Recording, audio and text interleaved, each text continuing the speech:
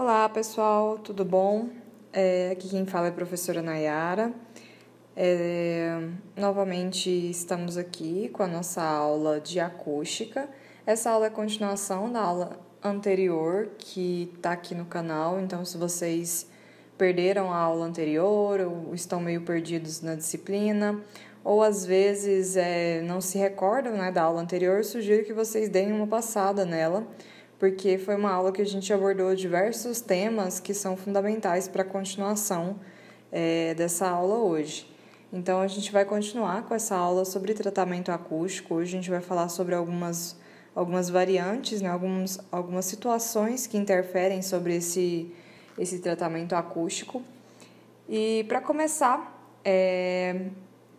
eu trouxe alguns conceitos na aula anterior a respeito de acústica, né? Tudo que interfere, algumas terminologias.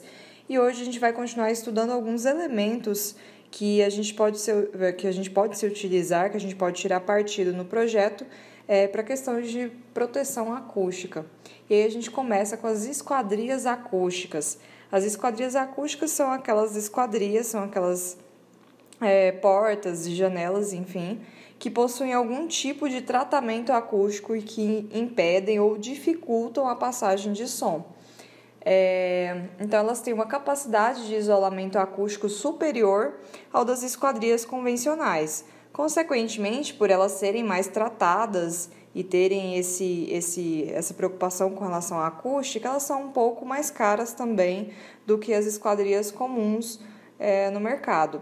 Elas são compostas por vidro, e às vezes eles fazem algum tipo de tratamento com relação a pegar esse vidro e colocar mais de uma folha de vidro, às vezes algum elemento ali no meio também, entre uma folha e outra, para dificultar essa passagem do som. E aí eu trouxe aqui 4 modelinhos de opções, né?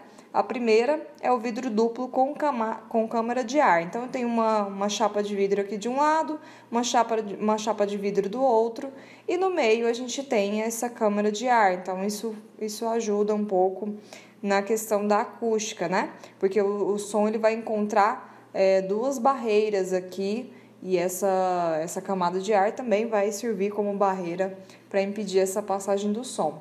E aí a gente tem uma outra opção também, que seria a segunda opção, que é um vidro duplo com filme flexível. Então, a gente tem aqui uma camada de vidro, uma camada de filme flexível entre os dois, e à direita a gente tem uma outra folha de vidro. A gente também tem a opção do vidro duplo com filme flexível, ou seja, o mesmo exemplo do anterior, juntando os dois exemplos anteriores, na verdade, né? A gente tem o vidro duplo com filme flexível, aí tem um espaço de ar, uma câmara de ar, e tem um outro vidro de folha simples. Percebam que, do início para o último, a gente está tendo uma vedação acústica cada vez mais eficiente. Então, do primeiro modelo para o último modelo que a gente vai ver, a gente tem uma crescente proteção acústica nessa edificação que se utilizar desse tipo de esquadria. E aí a gente vem aqui para o último modelo. No último modelo a gente tem 2 câmaras de vidro duplo, ambas com filme flexível, né? Além disso, tem uma camada de ar entre as 2 câmaras de vidro duplo. Então, a gente tem uma proteção acústica ainda mais eficaz. E aí vem aqui para um modelinho que explica mais ou menos como seriam esses elementos que fazem parte dessa esquadria, né? Primeiro, o baguete de alumínio. Eu vou mostrar na imagem da frente cada elementozinho desse para que vocês tenham conhecimento deles. O primeiro é o baguete de alumínio, o segundo é o vidro de 3 milímetros, o terceiro é a nossa guarnição de EPDM, eu vou explicar posteriormente também sobre isso. O quarto, a gente tem o parafuso. O quinto, o perfil de chapa dobrada, que é esse aqui, tá bem aqui. O sexto, a gente tem uma dobradiça em aço usinado, que ela vai ficar aqui fazendo essa abertura, né, da minha esquadria. E a gente tem também o sétimo, que é a espuma de poliuretano expandido. É aquela espuma que a gente é muito utilizada em carro, em diversos. Ela é uma espuma que você coloca e ela expande, por isso chama espuma de poliuretano, e depois ela endurece e ela acaba facilitando e colaborando para essa questão do preenchimento acústico, né? A gente tem também a guarnição de borracha e o vidro de 4 milímetros. Então, são esses elementos que fazem parte dessa esquadria. E aqui no próximo slide eu trouxe as imagens de cada um para que vocês tenham conhecimento. Aqui a gente tem a guarnição de EPDM. O EPDM, gente, é uma borracha de etileno propileno dieno, por isso que tem essa abreviação aí. Na verdade, essa abreviação é em inglês, né? Então, na tradução seria isso, borracha de etileno propileno dieno. É uma borracha que ela vai impedir essa passagem de som, vai fazer a fixação desse vidro na minha esquadria. Então, a gente tem aqui a esquadria e essa borracha ela vai ajudar nessa fixação do vidro aqui, impedindo essa passagem de som. Vai fazer com que o vidro fixe melhor, né? Ele vai ficar bem fixo e vai impedir também essa passagem de som. E aí a gente tem aqui também o perfil de chapa dobrada, né? O perfil de chapa dobrada é o item 5 aqui. Então, a gente volta aqui no item 5. É basicamente a base, né, da nossa janela. E aqui é um exemplo disso. O baguete de alumínio, que é o nosso item 1. Esse primeiro aqui. É esse item aqui, onde vão os elementos aqui. Ele fica bem na frente, né, da minha esquadria. A gente tem esse baguete de alumínio. A gente tem a dobradiça, que é o que faz a abertura, né, da minha esquadria. E no caso aqui a nossa dobradiça é de aço usinado. Enfim, são esses elementos que fazem parte dessa composição de uma esquadria que tenha tratamento acústico, que tenha essa preocupação com relação à acústica. Bom, as conexões dos vidros com as esquadrias, elas precisam ser emborrachadas. Então, por isso que a gente faz uso dessa guarnição aqui, dessa borracha de etileno. Porque essa borracha, ela vai impedir essa passagem de som. Então, essa borracha, ela vai impedir também a vibração. E, consequentemente, ela vai absorver essa vibração, né? Eu disse para vocês já anteriormente, em outras aulas, que o som, ele é uma onda. E essa onda, ela promove vibrações, né? Então, quando a gente impede essa vibração de passar, porque ela é absorvida pelo meu meio elástico, né, pela minha borracha, ela é absorvida ali, ela não passa e, consequentemente, o barulho, né, o som não vai passar. Então, a gente pode tratar esse som, né, impedir a passagem desse som através desse cuidado nas esquadrias, né, com relação a todos esses detalhes da esquadria. A hipótese de criação de vácuo entre duas lâminas de vidro também é uma opção, porque eu já disse para vocês anteriormente que o som ele é uma onda e ele precisa de um meio para se propagar. Então, o som ele não se propaga no vácuo. Então, quando eu tiro completamente o oxigênio, tiro completamente o ar, dentre uma folha e outra, por exemplo, de uma esquadria, eu estou colaborando para que esse som não passe, porque ele vai encontrar uma barreira ali, né? Quando ele chegar nesse espaço de vácuo, ele não vai conseguir passar porque ele precisa de um meio para se propagar. Então, existe essa opção também de colocar esse vácuo, né? De fazer a retirada do ar para que fique esse vácuo e impeça essa passagem de som. E geralmente as esquadrias de abertura em giro elas promovem melhor isolamento acústico do que as corrediças, justamente porque o encontro da esquadria com a parede, por exemplo, com a estrutura, a gente quando ela é de abrir, a gente consegue vedar isso muito melhor do que quando ela é de correr. Então a gente tem um resultado muito melhor nesse caso, né? Quando essas esquadrias elas são de abrir e não de correr. E a gente tem também o melhor resultado de todos seria nas esquadrias fixas, né? As esquadrias fixas, elas de fato não passam, se a gente fizer o tratamento acústico correto, se utilizar do vidro correto, enfim, ela realmente vai vedar, ela pode vedar até completamente essa passagem do som, impedir completamente essa passagem do som. E aí eu trouxe aqui um esqueminha que mostra mais ou menos como seria essa esquadria, né? Como seria a fixação dela, enfim. A gente tem aqui o elemento 1, que seria a nossa alvenaria em tijolo maciço. A gente tem o elemento 2, que seria o nosso alisar de madeira. A gente tem o elemento 3, que seria a baguete de madeira, que está aqui na frente. A gente tem o elemento 4, que está aqui atrás da baguete, que é a caixeta de borracha, justamente porque ela faz essa vedação, né? E a gente tem aqui o item 7, é o nosso vidro. Então, quando o meu vidro ele está encontrando com a minha caixeta de borracha, esse impacto da onda sonora que chega aqui no meu vidro e faz ele vibrar é absorvido por essa caixeta de borracha. Então, é absorvido impedindo ou dificultando pelo menos essa passagem do som. E aí a gente tem o item 5, né, que é o nosso marco de madeira, o item 6, que é a borracha de vedação, que está aqui no meio, e a gente tem o item 7, que eu já disse anteriormente, que é esse vidro. Então, basicamente é assim que funciona esse sistema. E aí, nos casos de portas de madeira, além das conexões que elas têm com o portal, também a gente precisa de uma boa resposta do isolamento, e a gente consegue essa boa resposta do isolamento quando a gente condiciona a utilização de travas retráteis em suas bases ou a criação de algum artifício de vedação junto ao piso. É basicamente aquele pequeno degrauzinho que a gente faz no começo da porta. Ele pode facilitar, ele pode, na verdade, dificultar, né, a passagem do som e facilitar esse tratamento acústico.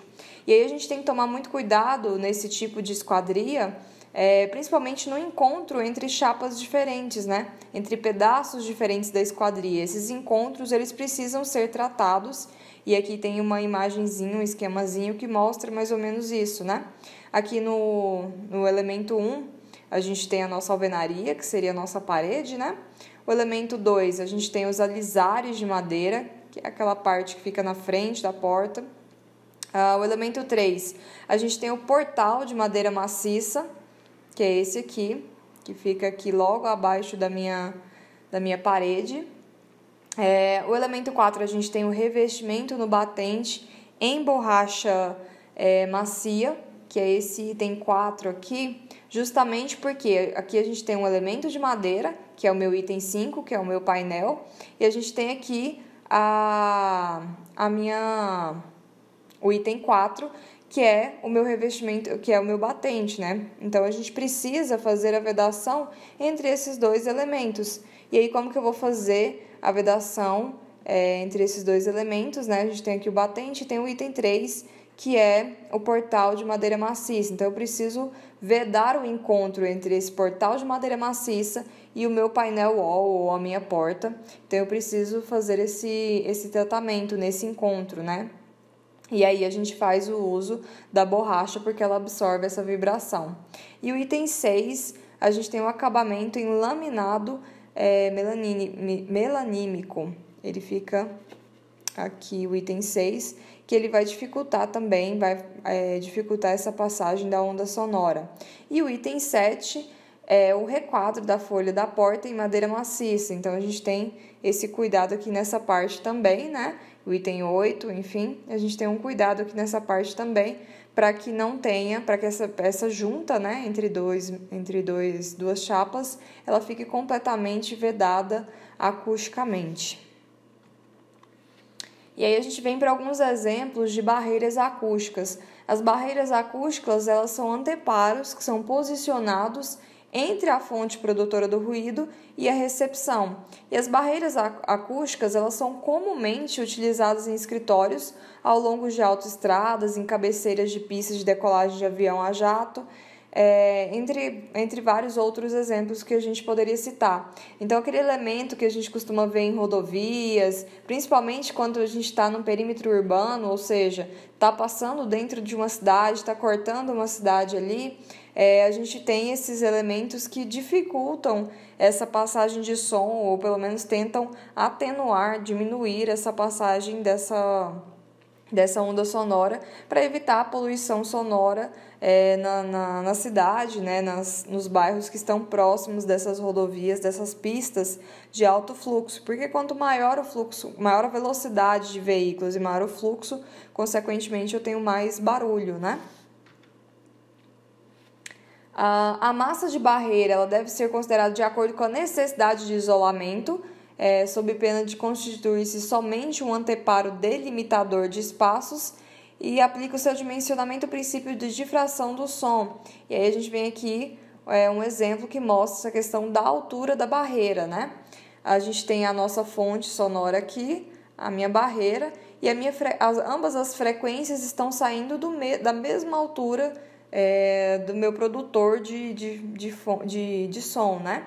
E ambas frequências, a frequência baixa, a média e a alta, estão saindo. Percebam que o percurso delas, passando por cima da nossa barreira, é um percurso diferente, né? Varia de acordo com a frequência.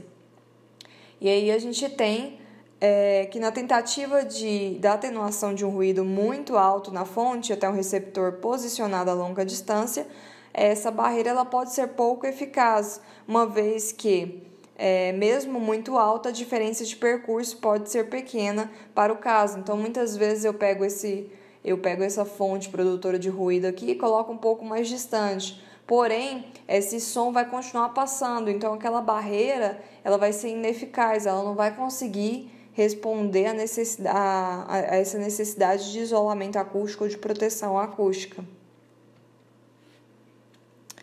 E aí a gente vem para os atenuadores de ruídos. Os atenuadores de ruídos são elementos que são muito utilizados para diminuir essa passagem de som e eles são muito utilizados como um equipamento altamente tecnológico para vedar mesmo essa passagem de som. E os mais frequentemente utilizados são os tipos passivos e são mais fáceis também de se construir, né? Os de sequência, aí a gente tem os tipos, dentro dos tipos passivos, a gente tem os de sequências de barreiras acústicas, que são para quando a velocidade do fluxo de ar ela não constituir qualquer problema para o caso. Então, a minha velocidade do vento ela não vai interferir nesse tratamento acústico. Então, o esqueminha seria mais ou menos esse aqui. Percebam que o meu vento está passando aqui por esse sistema.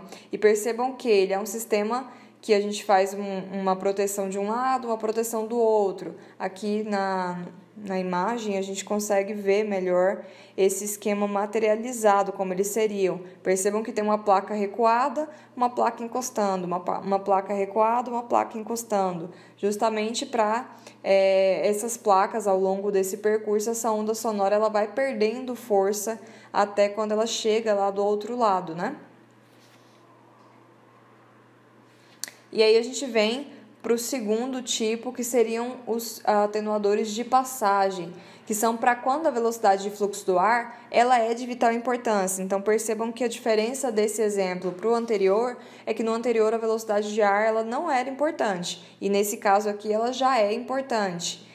O seu princípio básico de funcionamento está na alta capacidade de absorção acústica das superfícies expostas em suas células. Então, essas superfícies aqui, elas têm tratamento acústico em todas elas e elas absorvem parte desse som e dificultam a passagem desse som. E esse sistema funciona mais ou menos assim. Então, aqui está passando, né, a minha ventilação e, consequentemente, o meu som. E esses elementos horizontais, eles vão filtrar um pouco, vão diminuir um pouco esse impacto da onda sonora, eles vão absorver essa onda sonora. E aqui seria um exemplo de como isso seria implantado, né? E aí a gente vem para os atenuadores mistos, que é uma mistura desses dois conceitos anteriores, dessas duas tipologias anteriores.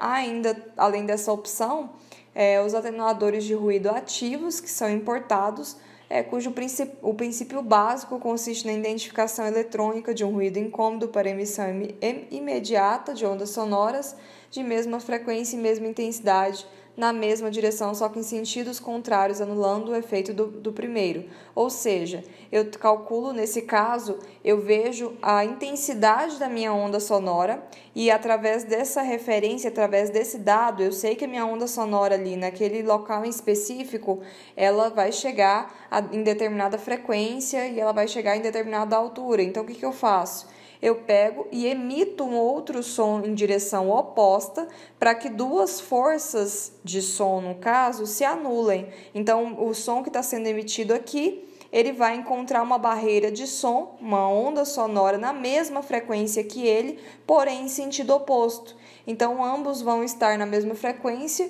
e eles vão se chocar e, consequentemente, essas ondas sonoras não vão conseguir passar de um lado para o outro. Então, a minha onda sonora da minha fonte emissora aqui, ela não vai conseguir passar, e essa outra também, que está sendo criada com o objetivo de frear essa primeira, ela também não vai passar.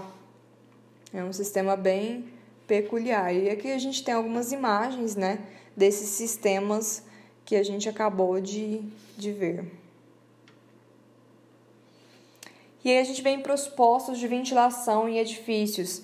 Eu sempre digo para qualquer arquiteto, para qualquer estudante de arquitetura, que evitem ao máximo criarem postos de ventilação em situações que a gente pode colocar as janelas sem necessidade do posto de ventilação. Então, muitas vezes, a gente tem a opção de colocar a janela para fora mesmo do edifício e a gente deve sempre optar por esse caminho porque ele é um caminho mais viável financeiramente, além de ser um caminho que colabora nessa questão da acústica, porque o posto de ventilação, ele leva todo o som que está saindo de todas as janelas que dão para esse poço, ele vai levando de uma janela para outra, de um ambiente para outro. Então, a gente tem que tomar muito cuidado com relação a esses postos de ventilação, justamente por essa emissão de ruídos, né? Isso acontece muito em apartamento. Às vezes, uma pessoa de um pavimento está ouvindo exatamente tudo que a outra está dizendo no pavimento de cima e esse som está sendo comunicado pelo posto de ventilação. Quando o banheiro, por exemplo, a janela do banheiro dá para um posto de ventilação. Geralmente, o posto de ventilação ele é utilizado com essa finalidade, né, de ventilar banheiros, e eles constituem-se uma solução arquitetônica que serve para essa finalidade, né, de ventilar esse banheiro que eu não consegui colocar a janela dele para fora da edificação. Porém, a gente tem que ter esses cuidados com relação a essa questão do ruído, né, porque senão a gente gera problemas ambientais, de conforto ambiental, problemas bem graves. Se por um lado as aberturas elas fazem necessárias para uma promoção da ventilação, ou seja, a gente precisa da ventilação por uma questão de salubridade dentro dos ambientes. Por outro lado, elas também são fontes ou emissoras ou receptoras de ruído, uma vez que a propagação do som ela se dá em todas as direções. Então, a gente tem aqui um esquema de como funcionaria isso em um prédio, né? Tá aqui a pessoa no pavimento, outro em outro. Percebam que a gente tem janelas, essas janelas dão de frente uma para outra, e isso vai facilitar ainda mais essa passagem de som de um ambiente para o outro. Então, às vezes, parece que a pessoa que está dentro desse ambiente está dentro desse ambiente para quem está ali dentro, porque está ouvindo exatamente com nitidez e com detalhes tudo que está acontecendo ali do outro lado, porque esse som se comunica diretamente. E aqui, essas setinhas exemplificam como funcionaria essa questão dessa emissão do som. A emissão do som está saindo aqui, nesse local, fonte de ruído, e percebam que ele se espalha e ele propaga, ele reverbera. Então, ele vai se difundir ainda mais, chegando em outras janelas e chegando em outras direções. Essa onda sonora ela também sofre esse processo de dissipação. Ela vai ser dissipada ali dentro, ela vai se chocar na parede e vai sofrer uma alteração de percurso e esse som vai ficar reverberando ali dentro do ambiente, então esse som vai chegar em diversos pavimentos. Então a gente tem que tomar muito cuidado com relação a isso, justamente também porque essas reflexões da minha onda sonora, elas vão causar aquele efeito de eco, né, o efeito de reverberação. Então esse som vai bater aqui e vai ficar sendo reproduzido a mesma palavra várias vezes, então a gente vai ter um problema ainda maior com relação a acústica. E aí a questão de compatibilização de ventilação natural com bloqueio de ruídos aéreos deve ser bem aplicados dois conceitos básicos combinados para atenuação, ou seja, diminuição desse ruído a patamares aceitáveis, ou seja, que não interfiram tanto na qualidade de vida dentro desses ambientes. E a absorção, esses dois parâmetros, né, que a gente precisa se ater é a absorção acústica e a adoção de barreiras acústicas. Então, a gente precisa pensar nos dois elementos, em barrar esse som e também em absorver esse som. E a absorção acústica, ela procede em função da atenuação parcial da energia sonora incidente nas paredes, ou seja, a minha energia sonora vai bater nesse elemento que tem proteção acústica e esse elemento vai absorver parte dessa onda sonora. Ele não, dependendo do tipo de proteção que eu estou utilizando, vai absorver mais ou menos dessa onda sonora. E as barreiras acústicas, elas funcionam como base na difração desse som. E a gente tem aqui um exemplo disso, né? Aqui a pessoa continua emitindo ruído naquele mesmo ambiente, e aí a gente tem aqui o elemento 1, que seria essa barreira acústica, são elementos aqui no meio. E percebam que eles estão locados próximos às janelas, justamente porque essas aberturas, elas tendem a dissipar, o som vai passar muito mais pela abertura do que pela parede. Então, esse som não encontra tanto obstáculo, até porque normalmente essas janelas vão ficar abertas, né? Isso vai facilitar ainda mais essa passagem desse som. Então, eu faço a utilização de barreiras acústicas posicionadas na frente das janelas. Além disso, eu faço a utilização do revestimento de absorvente acústico. Então, a gente impede que esse som se propague tanto, porque ele vai bater aqui no meu revestimento, ao invés de reverberar com intensidade muito próxima da inicial, ele vai reverberar bem mais fraquinho, ele vai cada vez mais perdendo força, perdendo intensidade e, consequentemente, esse som vai diminuindo a potência dele, né? Então, as pessoas elas não vão ter tanto problema com relação a essa questão da dissipação de som. E aí a gente vem para os ruídos de impacto em lajes de piso. Isso acontece muito, eu já dei alguns exemplos para vocês em sala de aula também. Acontece muito quando uma pessoa está ali de saltinho no andar de cima e o edifício ele não tem alguma proteção acústica ou ele tem uma proteção acústica ineficiente. E aí a pessoa anda ali de salto ou anda com um sapato mais fino e esse impacto é completamente transmitido para dentro do apartamento inferior. Então a pessoa ouve com nitidez esse barulho e a gente chama isso de ruído de impacto. Os impactos em lajes de piso de edifícios, eles são transmitidos via estrutural, ou seja, é ali a minha laje que está pegando esse impacto, transmitindo isso para a minha viga, transmitindo isso para o meu pilar, transmitindo isso para a minha estrutura, né? E isso acontece em função, basicamente, da questão de vibração da minha onda sonora.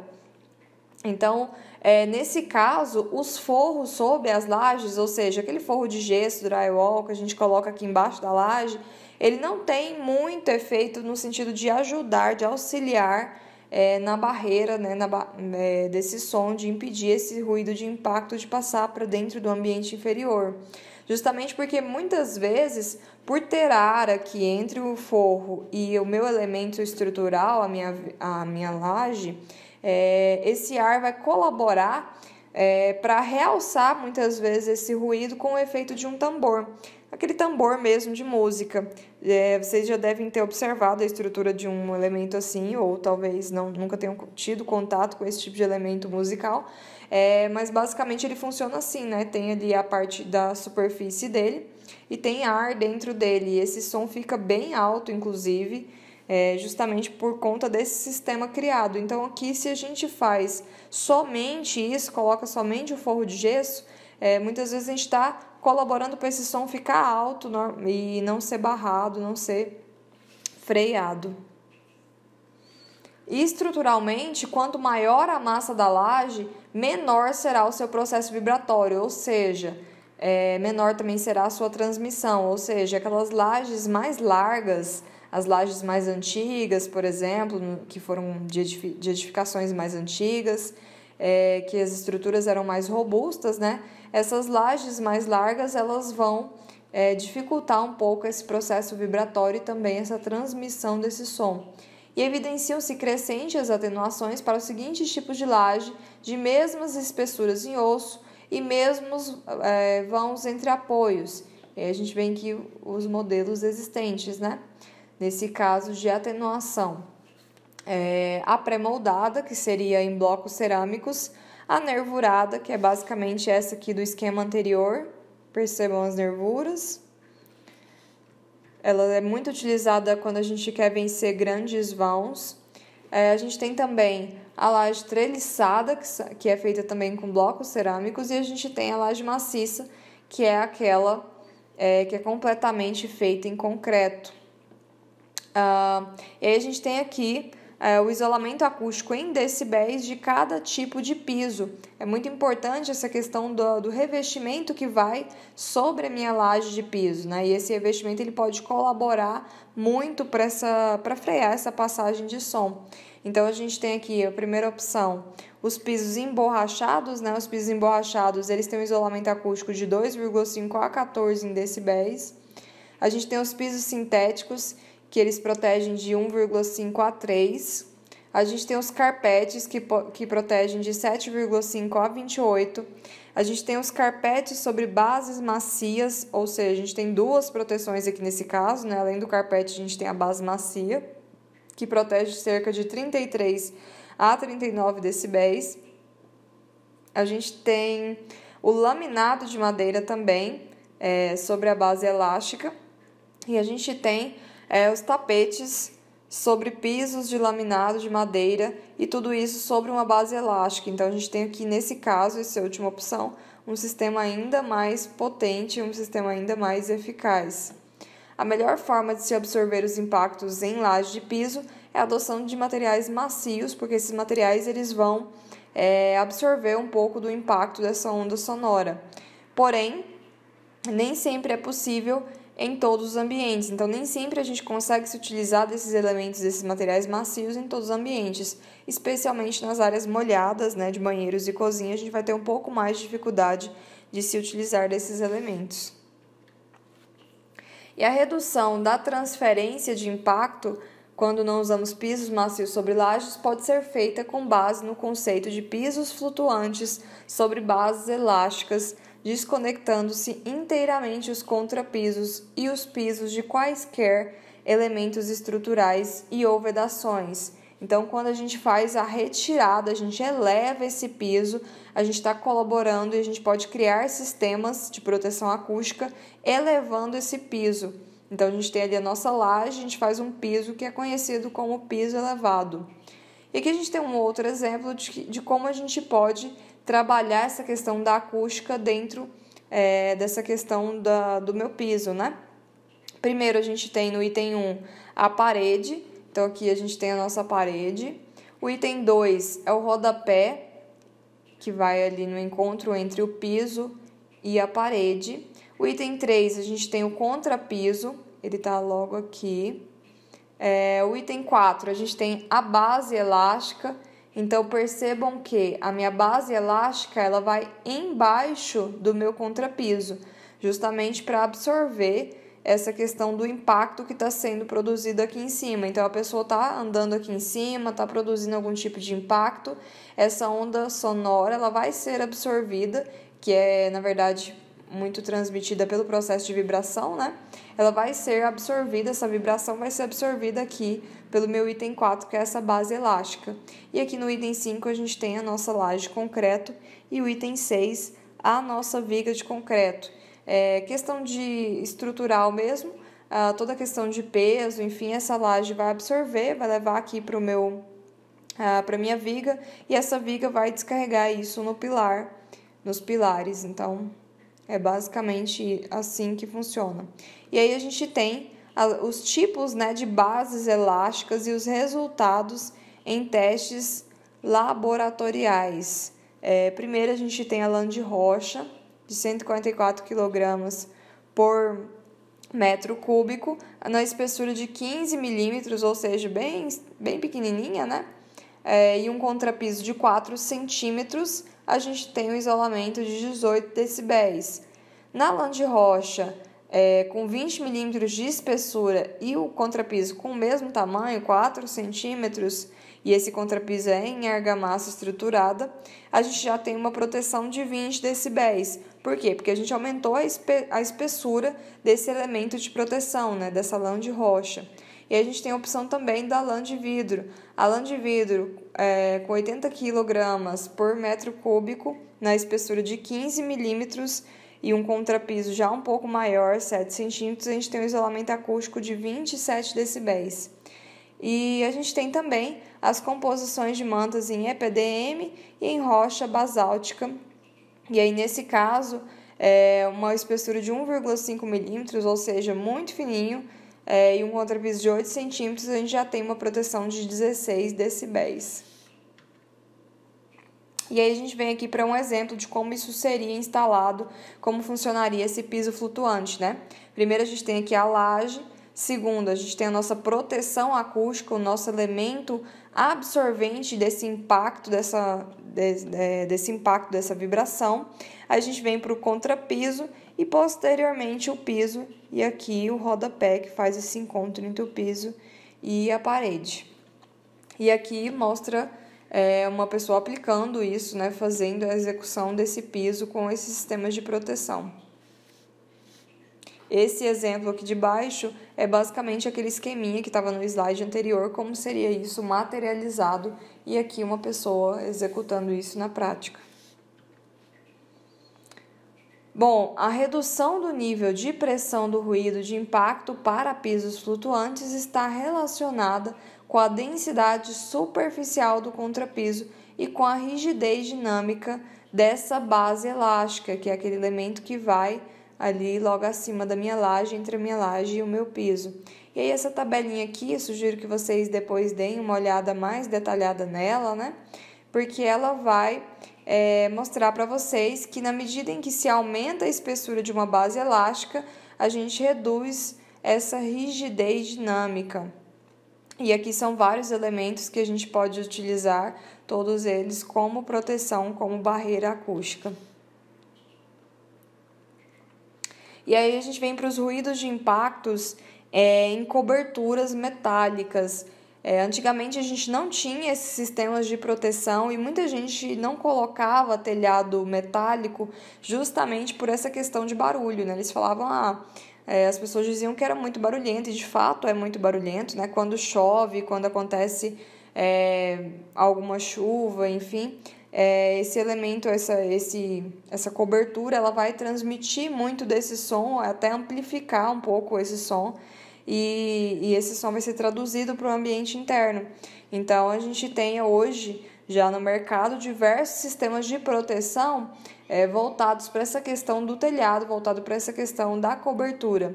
E aí a gente tem as mantas elásticas, a espuma de poliuretano, e entre outras alternativas, né? E essas alternativas que a gente tem também são a aplicação sob as telhas, ou seja, embaixo das telhas, de materiais absorventes acústicos de espessura e densidades compatíveis em cada caso, e não esquecendo dos apoios elásticos das mesmas, justamente para evitar essa passagem da vibração. E aí a gente vem aqui para as telhas metálicas tipo sanduíche, dupla face. No slide posterior eu trouxe uma imagem dessa tipologia, com preenchimento de poliuretano expandido ou elementos similares que possam colaborar para essa questão dessa vedação acústica. E a gente tem também a execução de forros de massa compatível com a necessidade de isolamento contra a capacidade de carga da estrutura. E aí aqui um exemplo desse tratamento acústico entre as telhas, né? É muito comum esse tipo de telha hoje, a gente encontra diversas marcas no mercado, e a gente tem aqui essa telha aqui na parte de cima, a gente tem esse elemento de proteção acústica, o EPS, por exemplo, e aqui a gente tem a segunda folha dessa telha, então eles são encaixados e fica dessa forma aqui, depois de pronto. E aí a gente vem para alguns elementos que são bem bacanas, que podem ser utilizados especialmente em ambientes que são mais flexíveis, como por exemplo auditórios de conferência. Esses ambientes normalmente eles têm essa preocupação com relação à flexibilidade e por isso nesse caso a gente faz uso dos painéis acústicos, né, que eles podem colaborar com relação à acústica, mas também colaborar com relação a essa questão desse conforto de flexibilidade dos ambientes. E aí, nesse caso, o aumento de massa, seja ele utilizando madeira ou placas de gesso, a inserção de material absorvente acústico no seu interior, então a gente tem uma placa de um lado, uma placa do outro, e no meio a gente tem um absorvente acústico, conferindo a esse conjunto todo a questão do princípio mola-massa, né, que seria essa vedação acústica, essa vedação dessa vibração dessa onda sonora. E o aumento de massa dos montantes e ou introdução de recheio denso, evitando os vazios, justamente porque quando a gente deixa o ar, o ar ele é um propagador dessa onda sonora. Então, quando a gente evita esses vazios, esses preenchimentos de ar, a gente também está evitando a passagem dessa onda sonora, está dificultando, pelo menos, a passagem dessa onda sonora. E a gente precisa cuidar das conexões de piso, divisórias, divisória com o teto, preferencialmente com a adoção desses elementos flexíveis que podem colaborar nessa questão da acústica. E aí a gente tem alguns exemplos aqui na frequência de 500 Hz. Então a gente tem aqui o primeiro, o isolamento de aproximadamente 28 decibéis, porque a gente tem aqui primeiro o gesso acartonado, né, no caso a placa de gesso acartonado. O elemento 2 seria o espaço vazio, que é de 25 milímetros, e o elemento 1 novamente, que seria esse gesso acartonado. E aí a gente tem aqui do lado o isolamento de aproximadamente 32 decibéis, ou seja, é um pouco maior do que o anterior. E nesse caso a gente continua tendo gesso acartonado da mesma espessura, né, 12,5 milímetros. E no meio dele, nesse caso, a gente já tem a lã mineral de baixa densidade, de 25 milímetros. Então percebam que já houve uma progressão com relação a esse tratamento acústico em relação ao primeiro.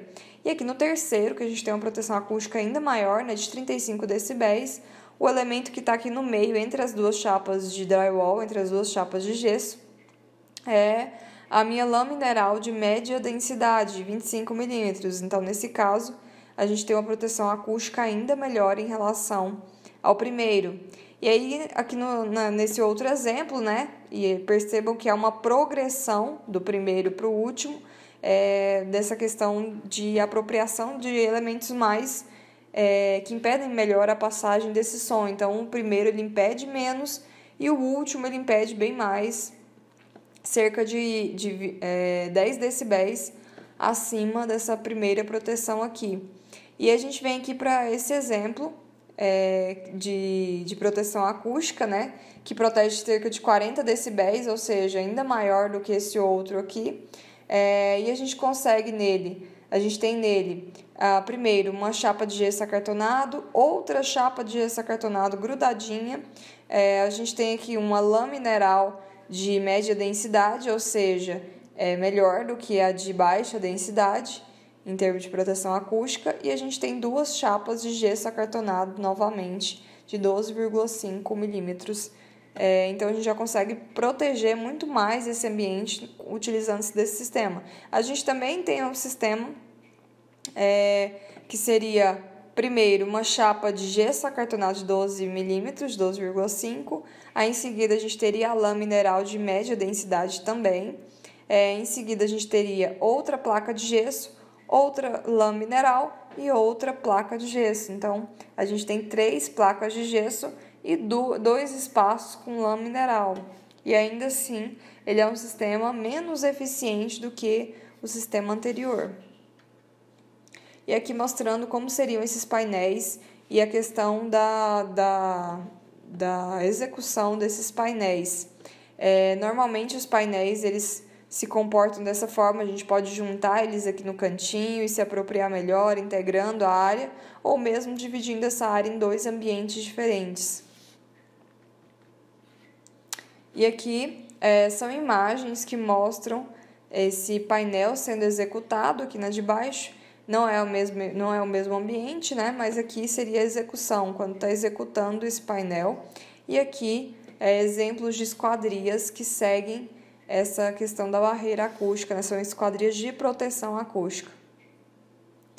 E aqui a gente tem um exemplo de um espaço que daria para ser utilizado, por exemplo, para uma reunião, uma grande reunião de uma empresa que quer fazer uma conferência com seus funcionários. Diversos tipos de eventos, palestras grandes, elas podem acontecer nesse tipo de auditório, que é um auditório flexível. Então, esses auditórios flexíveis, esses auditórios de conferência, normalmente eles têm essa flexibilidade também com relação ao seu uso. Então, eu posso integrar as duas áreas e colocar mais gente, ou posso dividir aqui no meio e diminuir a quantidade de pessoas e as duas salas poderem ser utilizadas simultaneamente. Então, essa flexibilidade é importante e a acústica tem muito a ver com essa parte de flexibilização desse uso. E aqui são outros exemplos, né, dessas divisórias acústicas em espaços de convenções e aqui a questão da manipulação desse painel. E aí a gente vem para os ruídos aéreos de motores. A gente tem alguns tipos de motores que muitas vezes ficam dentro de determinadas edificações, especialmente industriais, que tem mais a presença desses motores, e a gente tem que enclausurar, a primeira providência que a gente tem que tomar é enclausurar para se conter os altos níveis de ruído aéreo produzido por quaisquer máquinas ou motores. E aí a gente vem para as providências passo a passo que a gente deve tomar. Primeiro, a gente precisa aferir, ou seja, medir o nível produzido pela máquina em funcionamento pleno. Então, a gente precisa saber quanto de som essa máquina emite quando ela está sendo sugada ao máximo, quando ela está na maior potência dela. E a gente vem para o segundo item que a gente deve fazer, que é aferir o ruído de fundo do entorno, ou seja, o que está ali na parte externa dessa máquina, né? Aí a gente precisa estabelecer um invólucro adequadamente às aberturas de tomada e saídas de ar, porta de acesso ao recinto e área do radiador. A gente também precisa dimensionar os atenuadores de ruídos, que são aqueles que a gente já viu anteriormente, e corrigir o tempo de reverberação do recinto, através da aplicação de elementos de materiais absorventes acústicos. Então, lembra daquele exemplo lá do poço de ventilação? Aquele poço funciona mais ou menos da mesma forma, né? Quando a gente coloca esses materiais absorventes, a gente diminui a potência, a gente diminui essa onda sonora, a potência dessa onda sonora. E a gente tem também que verificar a atenuação dos ruídos por absorção acústica e promover o isolamento acústico necessário, né? Promover essa questão da saúde dentro do ambiente, do conforto dentro do ambiente. E a gente vem para as máquinas e motores que produzem vibrações. Então, são aquelas máquinas que produzem, que são mais potentes. Os geradores são um tipo de exemplo dessas máquinas. O gerador de energia, aquele que é muito comum se utilizar em prédios, que serve justamente para quando tem alguma ausência de energia, ele é ativado e ele vai ficar ali trabalhando, fazendo a reposição dessa energia. E aí a gente tem essa série de motores, né? E a gente precisa pensar em como combater essas vibrações deles, porque essas vibrações elas vão ser transmitidas pela estrutura e vão passar para os demais ambientes. Então a gente precisa pensar nessa questão da vedação.